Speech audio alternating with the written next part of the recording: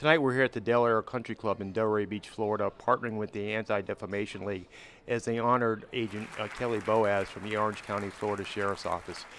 Agent Boaz went undercover for 2 years and infiltrated a white motorcycle gang, which saved countless lives, seized countless firearms, and actually prevented a race war. Kelly, why don't you tell us about the investigation, how it started and how it ended up? The investigation began when we found out that this particular motorcycle gang wanted to do assassinations using explosives. So they came to me as a bomb technician and asked if I would go undercover and try to infiltrate this group, which we did. The investigation, that particular investigation lasted, or is still ongoing, but the undercover part lasted about a year and a half. Out of that particular investigation, additional investigations came forward, one being the American Front that we found out about. And so we started to look into that particular group as well. Now, I understand you posed undercover as part of a motorcycle group?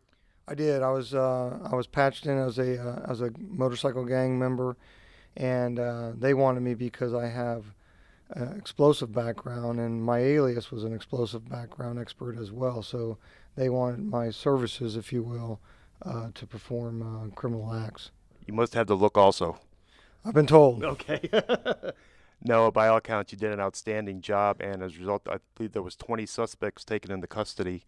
The charges ranged from murder to bombing, and you actually stopped the race war, which is, I can't compliment you enough on that. And you say the investigation is still ongoing?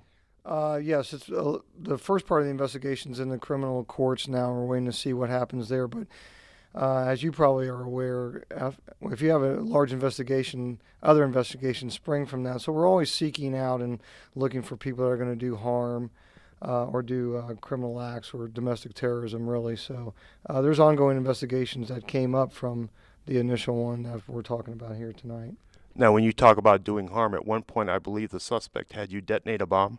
They did. They had me detonate a bomb that I built. They wanted to see how it was going to work. And so we were able to do that, and they liked that, and they wanted to build another one to do some harm to public officials and also rival gang members. I believe that was the Warlock gang? That's correct. That was the Warlock gang that they were at war with. But also there were some threats made toward police officers because of their race and their color, and there was threats made toward other politicians in the area because of their nationality and stuff like that. So they were seeking to harm or assassinate folks simply because of their race or their nationality. Cool. After reading Agent Boaz's nomination letter from Sheriff Deming, we have no doubt that you saved human life, and I can't think of a greater cause. And again, congratulations on behalf of Sheriff's TV, and we look forward in the future to some more awards presentations I think are coming your way. Well, again, it's an honor, sir, so thank you very much for having me, and it's quite humbling to be here. no, the honor is ours having you in South Florida and be able to participate with the ADL and yourself and your wife in this awards presentation. Again, we look forward to future endeavors. Thank you so much. Obviously, Agent Boaz went above and beyond the call of duty to take care of some real bad guys in our community. Absolutely. And we couldn't do the work that we do at ADL without the sheer partnership that we have with law enforcement, not just locally, but nationally as well. Regarding our No Place for Hate programs, we at the ADL believe that we are not going to do the work that we can do, monitoring the extremists, exposing the bigots, if we don't know that at the end of the day, there's a light at the end of the tunnel, and that potentially hate can be undone. So we have a third of our resources dedicated to education. We believe that's the wave of the future, and we want to try to stop hate before it starts. So what we do with No Place for Hate in Florida is our education department goes into schools, partners with the administrations of those schools, and in fact some of those school districts, not just in South Florida but around the state, and we ask them to put on diversity programs, anti-bias programs, education programs to talk about how students can celebrate each other's differences rather than allowing them to push them apart. I think it's more about acceptance and tolerance, as you said before. Now, both programs are nationwide? Yeah, No Place for Hate is a nationwide program, and Community of Respect as well. In Florida, we've now designated 2 cities as Community of Respect. The difference essentially is one is designating communities, so to speak, and the No Place for Hate campaign is targeting schools and institutions. So far in Florida, we've designated the city of Mount Dora as No Place for Hate, and most recently, the city of Coral Springs as well. Oh. Excellent, right around the corner here. That's right. Tell us a little bit about tonight, what's going to happen. Sure. Well, tonight is the Del Air Annual Gala Country Club event, and we bring some of ADL's most important leaders in this community together to celebrate the work of ADL. Interestingly enough, tonight we're very honored and very excited that we have a special component to honor a very important individual, Agent Kelly Boaz, who really seriously risked his life, and Absolutely. we look at him as a hero. I mean, he's ADL's hero. He's all of our heroes because he risked his life to do what many people wouldn't do, is to go in and actually learn and go undercover and investigate the true bigots and expose them for who they are. Because in the end, sunlight is the greatest disinfectant, and this is what he's done. And it's been an incredibly emotional week for me. On Monday, I was interviewing another white supremacist guy, and he goes, "Don't take this the wrong way, but I could take you in any white supremacist camp there is, and you would fit right in." And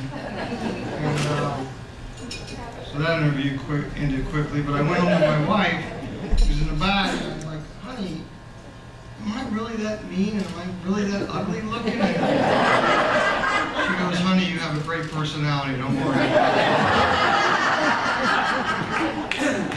My wife is here tonight, and we appreciate the ADL. We've had an emotional year. Literally, I was on assignment last year when a group of white supremacists found out where my address was and my kid's name, and they posted it online that they were going to come kill us. So I had to fly home immediately, and I was gone for a couple years undercover too. So we enjoy evenings like this, and I get asked all the time, "Well, why do you keep doing it?"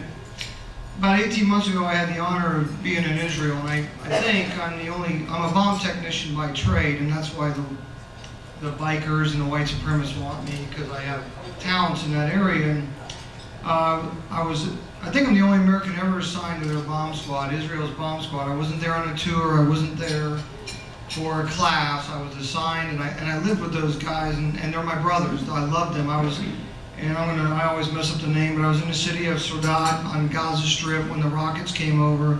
I saw the rockets. I was on call out after call out, and we got to talking one night. You do that when you're living with a bunch of bomb techs, and I told them a little bit about the case, and they thanked me, and they're my heroes. So people ask me why I do it. I do it for you, and I do it for my brothers in Israel, because they are truly my brothers.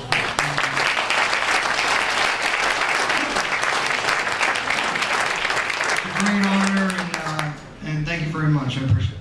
And background on the award is it's an award that's given for not just doing your job, but going above and beyond the call of duty in doing your job, and sometimes doing something that's outside the scope of your position. We're extraordinary. Absolutely. We've got members of our committee that are made up of prosecutors from around the state, sheriffs from around the state, and there's a nominating process, and we communicate and a decision is made.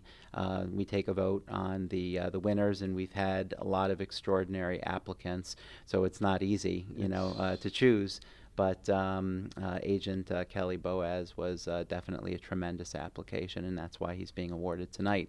And another thing that we do is we look to not just give recognition at our events, but we want to reach out and give recognition in front of the law enforcement peers. So we're hopefully planning to represent this award, and in the past we've represented awards to prosecutors in front of prosecutors from around the state.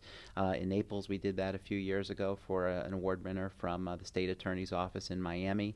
And our overall goal is to open up doors and let as many people in law enforcement know who we are, what we do, and the resources that we have. Because if they don't know, there's no way that they can reach out to us when the opportunity presents itself, because we have a lot of information to provide to them to assist them in their investigations. We here at Sheriff's TV and Ion South Florida look forward to helping spread the awareness of the award, and also what the individuals do, whether it be a deputy, police officer, or prosecutor, to win the award. So we look forward in future endeavors together.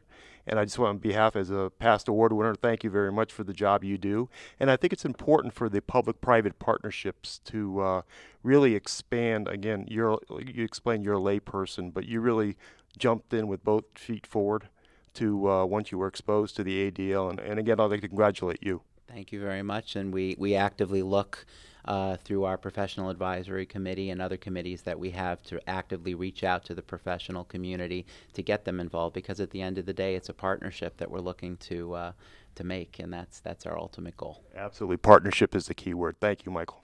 We owe a gratitude to Agent Boaz, and again, we are very proud at Sheriff Street to be here tonight. It was very appropriate that the news came out earlier today that Florida ranked number 3 in states which housed domestic terrorist gangs, hate organizations, and white supremacist groups behind the states of California and Texas. 506,